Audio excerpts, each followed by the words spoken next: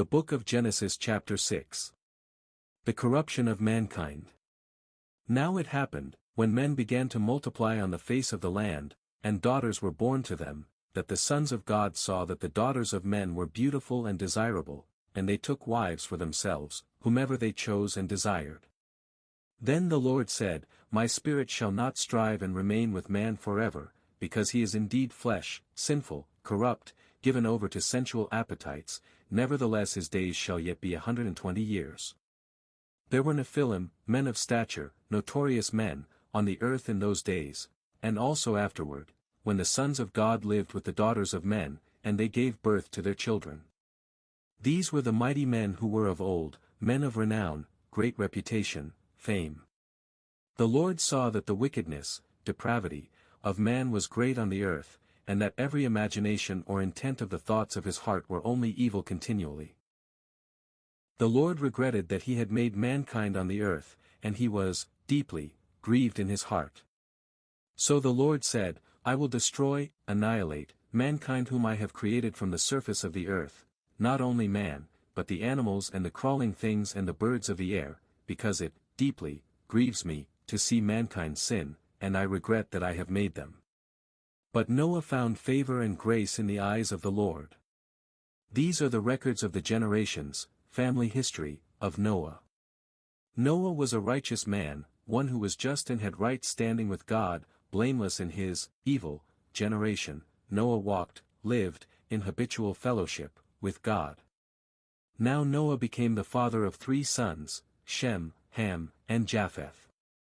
The population of the earth was corrupt, absolutely depraved, spiritually and morally putrid, in God's sight, and the land was filled with violence, desecration, infringement, outrage, assault, and lust for power.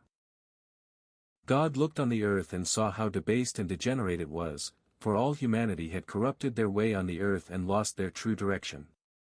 God said to Noah, I intend to make an end of all that lives, for through men the land is filled with violence, and behold, I am about to destroy them together with the land. Make yourself an ark of gopher wood, make in it rooms, stalls, pens, coops, nests, cages, compartments, and coat it inside and out with pitch, bitumen. This is the way you are to make it. The length of the ark shall be 300 cubits, its width 50 cubits, and its height 30 cubits, 450 feet by 75 feet by 45 feet.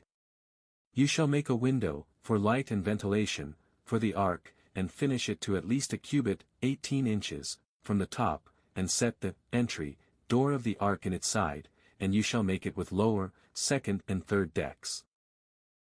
For behold, I, even I, will bring a flood of waters on the earth, to destroy all life under the heavens in which there is the breath and spirit of life, everything that is on the land shall die.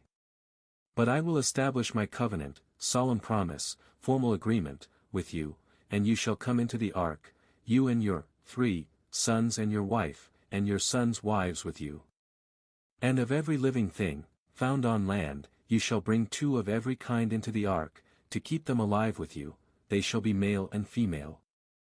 Of fowls and birds according to their kind, of animals according to their kind, of every crawling thing of the ground according to its kind, 2 of every kind shall come to you to keep them alive. Also take with you every kind of food that is edible, and you shall collect and store it, and it shall be food for you and for them.